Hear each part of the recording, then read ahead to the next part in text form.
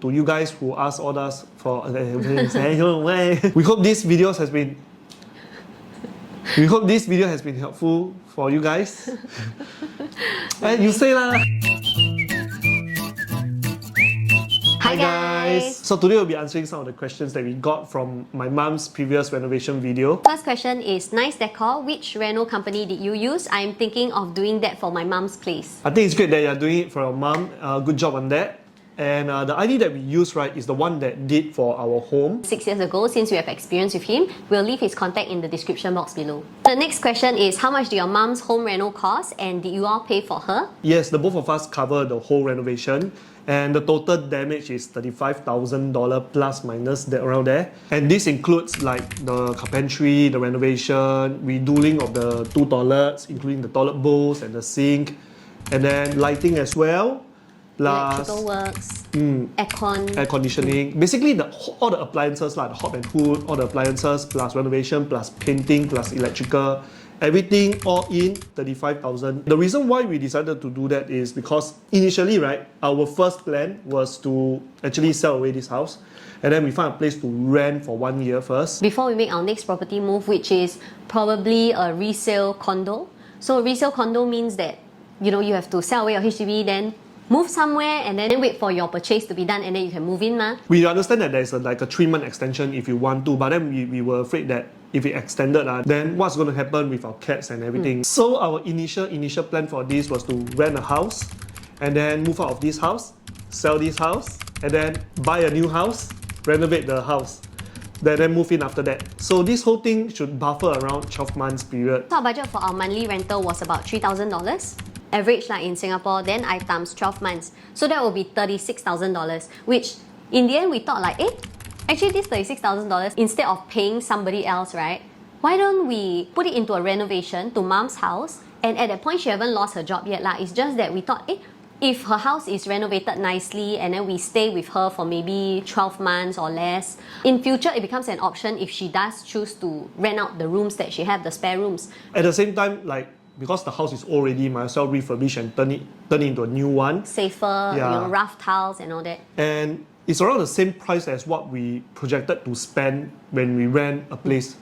Yeah, so in the end we decided, why not we just ask my mom, since she got spare room, we go and move in there for a few months, then we renovate the place first, move in ready.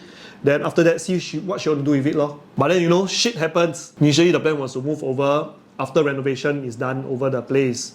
But she lost her job. So we decided to just, why not you rent out the 2 rooms lor? Then we continue to stay at this place. And thankfully, right, this whole place is fully paid off already. So there's no monthly mortgage. In the end, we extended our stay in this home and delay selling away this house lor. So the next step for us is to replan like what's our next property move lah. The next question is, how do you fork out the cost for the renovation? I think when it comes to preparing to pay for a huge amount, let's say a renovation, or let's say some people banquet, right, you'll spend about $50,000, $70,000 thereabouts. It's always important to do some backwards planning.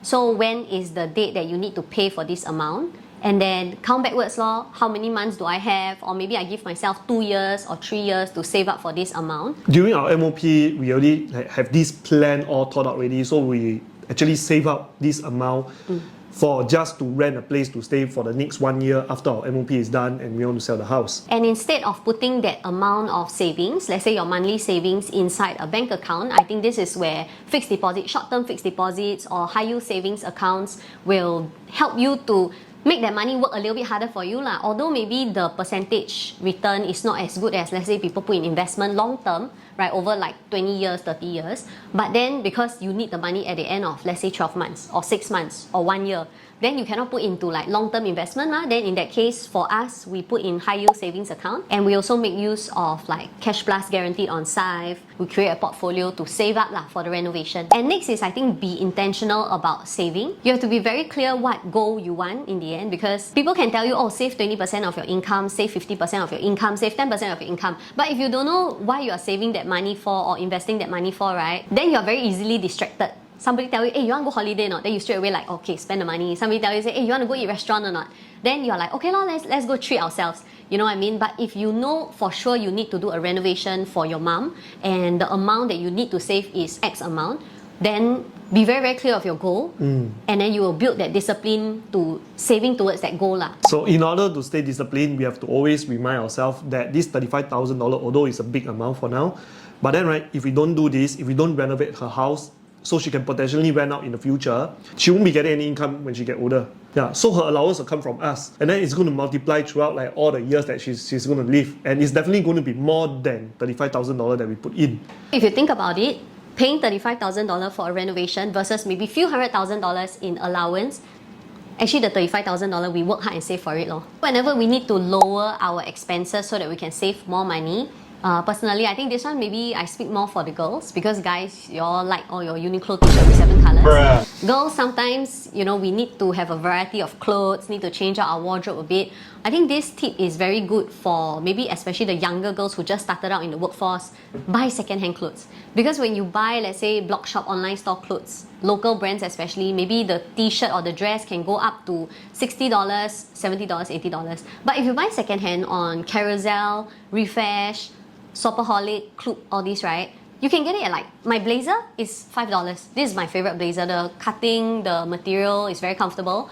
Some blog shop clothes I can find it on Carousel for like 15 bucks.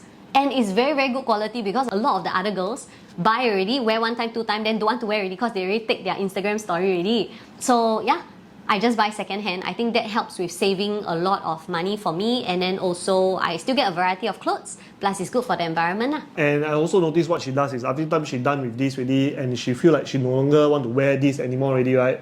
She'll just put this back into the bag and then swap it up for another set of new clothes. Or you can sell it away. Another way that we be smart about like how we spend our money is by planning to buy on a specific date where we can use voucher to get more savings, and then also buy in bulk or in bundles. So that way we get to enjoy our favorite things. We are not missing out on anything, but we're just being a little bit smarter about our spending. So because we're also online sellers, we have an online store, we are more sensitive to when the platforms in Singapore have better vouchers. So that's when we'll notify our customers. If you guys don't know when got good voucher, please join our Telegram group. We'll put it in the description box below, so that we'll always remind you when got good vouchers. Additionally, we also ask our ID if you can make the payment by using credit card. Because by using credit card, right, we can actually get like miles.